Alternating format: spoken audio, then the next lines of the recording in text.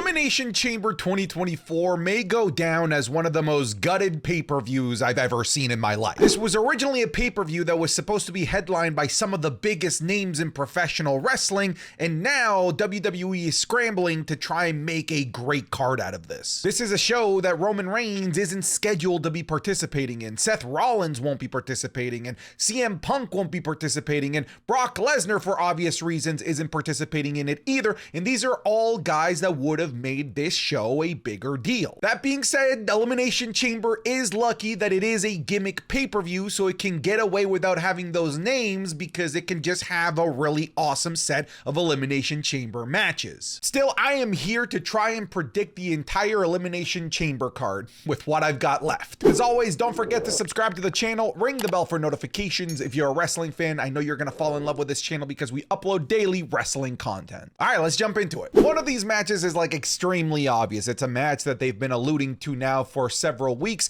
and it's a match involving the poster child of this entire premium live event, that being of course the champion Rhea Ripley, who I see defending her women's world championship against the obvious contender here being Nia Jax. Nia Jax has been a thorn on Rhea Ripley's side. On the most recent episode of Monday Night Raw as of the recording of this, absolutely beat the ever-living piss out of Rhea Ripley in a way that I've never seen anyone dominate Rhea Ripley. On top of that, she made it clear to Bayley, the Women's Royal Rumble winner, to not bother picking Rhea Ripley because Rhea Ripley isn't making it to WrestleMania. On top of that, of course, Rhea Ripley is an Australia gal through and through. In fact, I wouldn't be surprised if the WWE markets this as its main event, its main attraction, with a lot of the top male superstars being out with injury. I think you can rely on the star power of Rhea Ripley. I think you can rely on the increased dominance and really impressive in-ring work of Nia Jax. You have to admit it, she has been impressing you in some way, shape, or form. Look, I was skeptical too, but Nia Jax has been impressing me, and you just have to admit it that she's been pretty damn good. And I think that you can really market this as the main event, and people will buy it, people will clamor for it, and people are going to go crazy. If I have to pick a winner here, of course, I'm gonna go with Rhea Ripley. I believe that Rhea Ripley is going to be carrying this thing into WrestleMania. Hell, I wouldn't be surprised if she carries it beyond WrestleMania, but that's a story for a different time, for a different video. But yeah, I think we can lock this one down. Rhea Ripley versus Nia Jax, and I think it could be a really freaking awesome match. Next up is a match that if it ends up being on Monday Night Raw, I wouldn't be surprised. I also wouldn't be surprised if they end up skipping Elimination Chamber and putting this at WrestleMania. It all depends on how they decide to book the storyline. So I believe that it's a possibility that at Elimination Chamber, because of again, this lack of star power, the lack of top men's championships that are going to be at this show, I think that we're going to see the World Tag Team Championships being defended here. Again, there's no men's major titles on this show, so you gotta supplement in some other way, shape, or form in the form of stakes when it comes to championships. And I think that Judgment Day's Finn Balor and Damian Priest will defend their unified, undisputed tag team titles. Can we just split these damn things? And I think that it could be against the storyline that they've got going on right now with the team of Awesome Truth involving The Miz and R-Truth, who I wouldn't be surprised if he still thinks that he's a part of Judgment Day. So like I said earlier, I think that it's possible that they just bypass Elimination Chamber and take this to WrestleMania. It all depends on the storyline involving Damian Priest, Judgment Day, and R-Truth. I wouldn't be surprised that even though they beat the ever-living Christ out of R-Truth in the most recent episode of Monday Night Raw, that R-Truth is still delusional and still believes that he's a part of Judgment Day and continues to endear himself more and more to the Judgment Day. I don't know. I would personally like to see that story continue to blossom even more. I feel like there's still more that they could do there. But if that is the end of the road of Judgment Day and R-Truth, then I think it's probably best to culminate this here at Elimination Chamber. Plus, R-Truth has been doing some of the best work of his career. I think honestly, it's time to reward him with a PLE match that I don't think I could tell you the last time that R-Truth had a PLE match that wasn't some sort of battle royal or a Royal Rumble. I genuinely cannot tell you when he's had a match, and I think it's time. I think the man has earned it by doing some of the best comedic work that I have seen done in WWE kind of ever. I didn't think that you could top Santino in terms of comedy in the WWE, but I think that R-Truth has done it. So let's give them a big marquee match. And I wouldn't be surprised if they put the titles on them with how hot R-Truth is. Folks, if you want even more wrestling content, consider checking out patreon.com/SantiZap, where you're going to get my podcast, Wrestling is Cool, 3 days earlier than everyone else. In fact, the newest episode with Suplex is already up on there, so go check it out. You're also going to get my Raw reviews, SmackDown reviews, NXT reviews, and the upcoming mailbag here to end the month. So go check it out, patreon.com/SantiZap for even more wrestling content. That's it. I'm done with my sellout. Back to the video. I did say that there is a lack of major men's titles on here because Roman isn't, at the very least as of the making of this video, scheduled to participate. Seth Rollins, I don't think is able to participate. He said that he wants his first match to be in March, and Elimination Chamber is the end of February, so that doesn't line up. Apparently Gunther is having visa issues and can't be at the show. However, that does leave us Logan Paul, and in fact, not only does it leave us Logan Paul, it leaves us Logan Paul and Kevin Owens, who still have a wide open storyline to continue after their fantastic match at the Royal Rumble. A match that in its own right was very good, but also had one of the most creative heel victories that I've ever seen scripted. It was absolutely brilliant. In fact, I've said to my friends, you see, we don't just need to have Solo Sikoa interfere against Roman Reigns all the time. The WWE is smart. They can come up with fun, unique, different ways for Roman to win. Look at how they did it with Logan Paul. It was an absolutely brilliant heel disqualification victory. One of the best that I've seen in recent years, okay? So you got to continue this storyline. I have heard rumors of Kevin Owens having a broken foot. However, from what I can also gather, he's been working with that broken foot. So if he can continue with that broken foot, then I'd like to see him finish this storyline off in a big marquee stage in Perth, Australia. However, if Kevin Owens can't go, this is a question that I'm going to pose to you in the comment section. Who do you think should take over Kevin Owens' spot in the event that he is not able to go? For me, a name that pops up might be somebody like Braun Breaker, because I know that there's talks of him potentially joining SmackDown. Maybe a Carmelo Hayes, who has been feuding with Grayson Waller and Austin Theory, who are now, I guess, best buds with Logan Paul. So there are some options. Personally, I'd be disappointed if it's not Kevin Owens. However, I think we can all agree that we want Kevin Owens to take care of himself first. That's priority numero uno at this moment.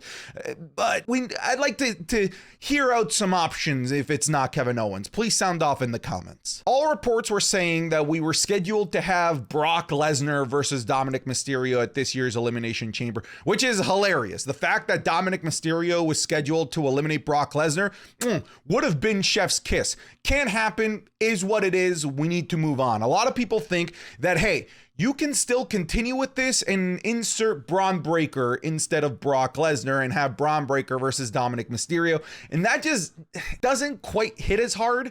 I'm going to be honest with you. I feel like we need to work towards that a little bit more. I feel like Dominic Mysterio eliminating Brock Lesnar is instant heat, instant feud worthy, right? But it's not the same with Dominic eliminating Braun Breaker. It's not quite the same. So I don't think that they just pivot and put Braun Breaker into this seat. I think that this match with Dominic Mysterio is going to get scrapped altogether. However, this show does need some star power, and I'm going to give it some star power here because there is a match that is available that hopefully doesn't happen at Friday Night SmackDown. It could happen at Elimination Chamber. It's got the grip behind it. It's got the heat behind it, and it's got the star power behind it. I say give me LA Knight taking on AJ Styles, and if you want to really make this personal, make this a no disqualification match because these two absolutely despise each other, and both are worthy of a major marquee stage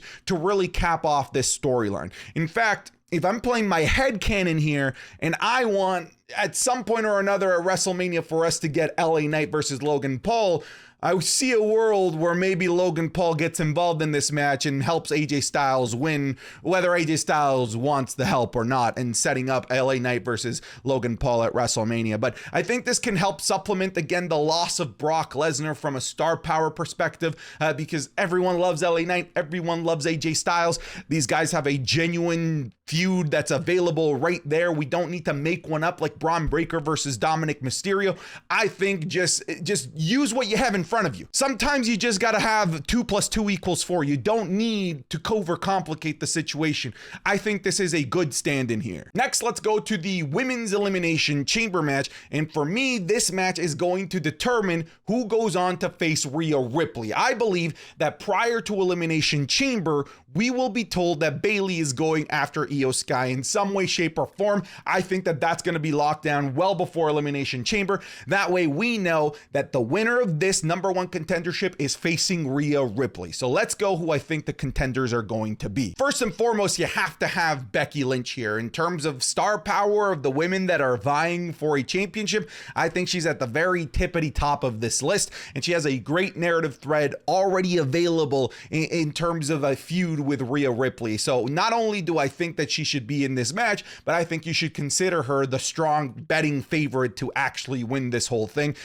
So yeah, let's have Becky Lynch in there. On top of that, let's add Indy Hartwell. Let's add some more Australian flavor to this match and to this entire PLE as well. Australians are very proud people. They get behind their own, and I think that Indy Hartwell is going to get the pop of her life, a pop that if her career continues to go as it's going on the main roster, she's never going to get again. So hopefully the WWE figures it out with Indy Hartwell, but I think that she's going to get a great ovation at Elimination Chamber, and this could be a make or break moment for her singles career in terms of how she performs at the Elimination Chamber. Next up, we have Liv Morgan. I think it would be colossally dumb to not have Liv Morgan in this match. She is back from injury. She is uber popular. She has experience in the Elimination Chamber. In fact, in my opinion, she stole the show at last year's Elimination Chamber with her performance. And actually, I think you could continue to tell a narrative of close but no cigar with Rhea Ripley, because she was close at last year's Elimination Chamber. She was close at last year's Royal Rumble, and she was close at this year's Royal Rumble. And I think you can build that close but no cigar storyline to justify maybe a little heel turn down the line. I don't know. We have a brand new toy that the WWE can play with, and honestly, the possibilities are endless here. I think that you can have the former Trinity Fatu, now Naomi, back in the WWE in this match. Honestly, her entrance alone warrants her being here. Imagine that glow entrance, feel the glow in front of 70,000 people. Shit, yeah, I cannot wait to see more of Naomi, and I think a great major showcase for her as a returning megastar in the WWE will be Elimination Chamber. So if it were up to me, I don't think it's even a debate. You put Naomi in here. Next up, okay, bear with me, okay? I know a lot of people are like, well, Chelsea Green is losing everything. I think there's a possibility. That they're trying to make you forget about how dangerous she could be as a snively coward heel. And then all of a sudden in some sort of tournament to determine who the contenders for this will be, I think that we will see the evil, sly Chelsea Green really rise to the top here. On top of that, I do think that she is slated for a big 2024. And on top of that, this match needs heels. You can't just have all baby faces here. I think you need a heel here to really start to level the playing field. We saw what she did at the Royal Rumble as well in terms of taking damage from just about everyone and selling the ever-living hell out of it. I think she could do the same here. I think that she could be great fodder for a multi-finisher sequence where everyone just eradicates poor Chelsea Green. I think that she'd be a great addition here.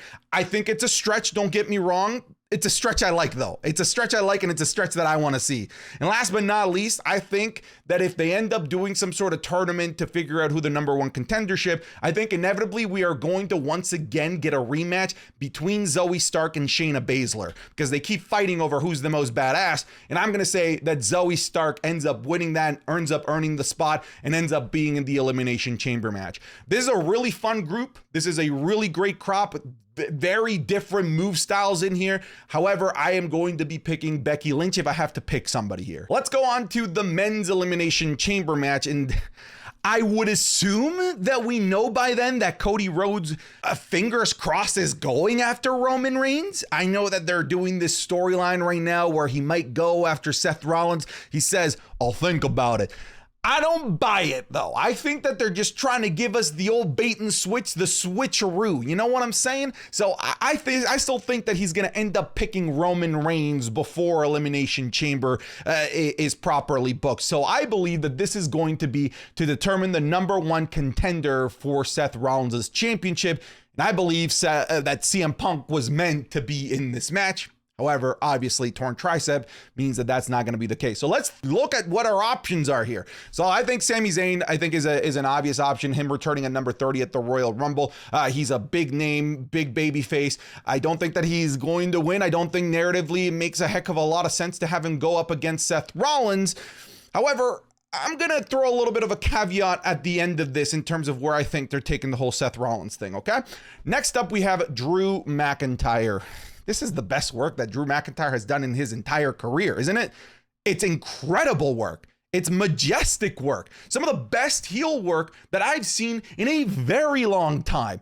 Not only do I think that he's going to be in this chamber match, but I think you have to pick him as your odds-on favorite to win it in terms of the work that he's been doing and the fact that CM Punk is injured. Next up, I think we're going to have mid-card event Jey Uso. Now maybe trying to rejoin the ranks of the main event.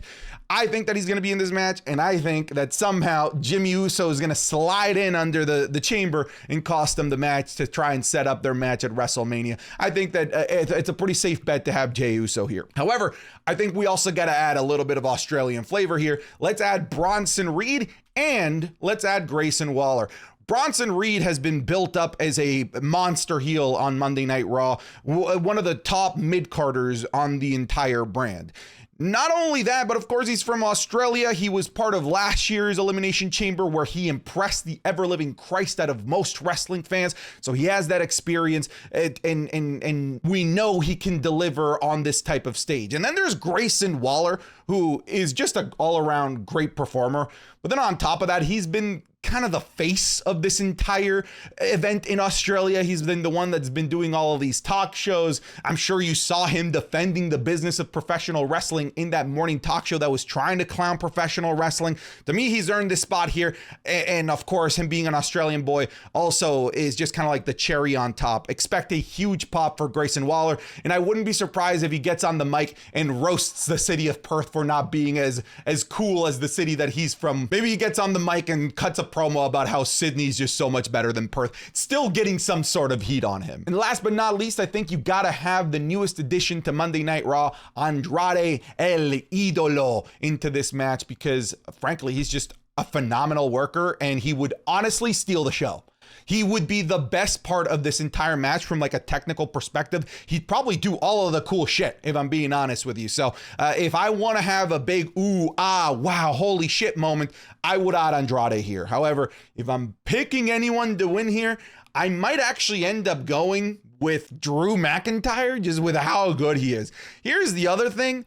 I don't think that Seth Rollins works WrestleMania anymore. I think that him working through this injury was worth it if it was going to land him that big match with CM Punk. Now I'm of the mind that I kind of just want him to go get better and go get his surgery so that he can come back properly strong and healthy, because I don't think that there is a match that's worth risking further injury unless it was the CM Punk match.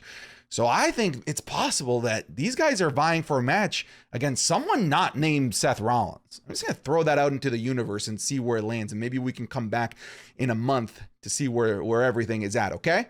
All right. Don't throw tomatoes at me yet. All right. Okay. That's it. I'm done. Get out of here.